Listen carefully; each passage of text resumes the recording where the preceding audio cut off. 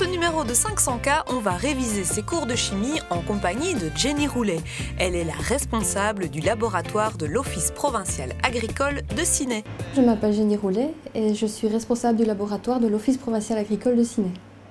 Nous faisons plus ou moins 10 000 analyses de fourrage par an, plus ou moins 3 000 analyses de terre par an. Et dans une moindre mesure, nous faisons également des analyses de céréales, d'effluents d'élevage, donc c'est-à-dire du fumier, du lisier. Nous faisons des analyses en majorité pour les agriculteurs, mais aussi pour des négociants ou même les particuliers. Si vous avez un problème de jardin, de potager ou de pelouse, vous pouvez envoyer un échantillon de terre chez nous. On va quantifier par couche la quantité de nitrate et donc souvent on va prélever jusqu'à 90 cm par couche de 30 cm. Et donc on va voir au total la quantité de nitrate qui reste dans le sol. Alors ici je vais essayer d'équilibrer les échantillons. Parce que vous voyez, je place 12 échantillons par plateau, mais j'ai 28 échantillons analysés aujourd'hui, donc il faut essayer d'équilibrer au maximum pour que l'axe ne souffre pas trop.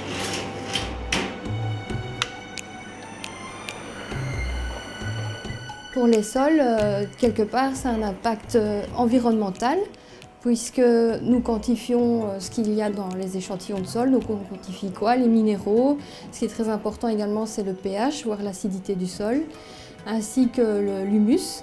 Et donc cela va permettre à l'agriculteur de corriger aussi, et donc d'apporter ce qui est uniquement nécessaire pour sa culture en cours. Ça va, Denis? Ça va, Jenny? Oui, ça va. Ouais. Il y a beaucoup d'échantillons à passer aujourd'hui? Une soixantaine? Oui.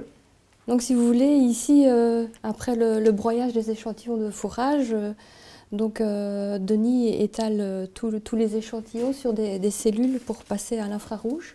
Pour les fourrages, au fait, nous faisons des analyses principalement sur les valeurs alimentaires des fourrages, ainsi que les minéraux.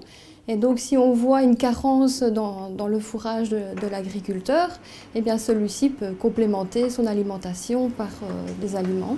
Et alors, Jacques m'a téléphoné hier fin d'après-midi, il fallait ressortir encore des échantillons de Dieu que tu avais déjà ressortis. Le Dor, voilà. Parce qu'apparemment, au fac, c'était pas passé. Pas passé. Ouais. En plus du laboratoire, vous avez un service agronomique qui s'occupe donc de conseiller les agriculteurs après l'édition des bulletins, qui s'occupe également du suivi des cultures, et il y a également un service de prélèvement qui va sur le terrain pour faire les prélèvements nécessaires chez les agriculteurs. Donc c'est pour ça qu'on a besoin d'un service de proximité. Également, il y a un service de comptabilité de gestion donc pour aider les agriculteurs dans leur comptabilité. Donc on a 38% de chaux dans l'échantillon de calcium de CaO. Mmh. Maintenant on peut faire un bulletin différent de ça.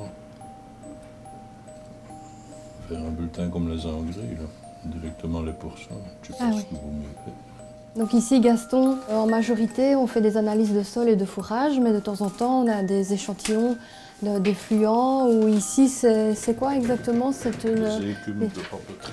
Ce sont des écumes de papeterie, donc c'est des échantillons qu'on a en moins grande quantité, et donc il faut éditer les bulletins. Donc ici, ce qu'il a fait, donc il a converti ce qui sort d'un équipement au laboratoire, parce que si on vient à l'agriculteur, vous avez autant de calcium en ppm, lui ça ne va pas lui parler, donc il faut convertir en une unité que l'agriculteur comprend. On a beaucoup de challenges en cours, donc c'est ça qui est assez chouette. Donc je pense qu'en plus des analyses qu'on a à faire, on aimerait bien que le laboratoire ait un label de qualité supplémentaire, donc on doit passer par une étape d'accréditation du laboratoire. Donc on espère que début de l'année prochaine, un coordinateur qualité puisse renforcer l'équipe. Donc c'est un gros challenge pour le laboratoire, c'est d'avoir cette accréditation. On a aussi des projets pour un nouveau bâtiment. On a un nouveau projet aussi pour avoir un nouveau système informatique. Donc c'est très dynamique.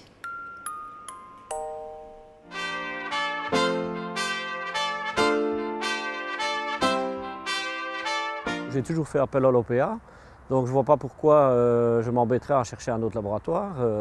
C'est un service relativement efficace puisqu'on n'a même pas besoin de se dépasser dans la mesure où ils viennent chercher les échantillons eux-mêmes. Quand l'agent technique passe en ferme, il nous demande où se situe la parcelle, quelle est sa composition, donc on intervient de manière active dans dans les renseignements. Après, il nous demande aussi si on a l'intention d'utiliser des effluents d'élevage, ce qui permet au laborantin ou à l'ingénieur agronome qui suit le résultat de pouvoir nuancer les résultats qu'il nous donne par rapport à l'analyse.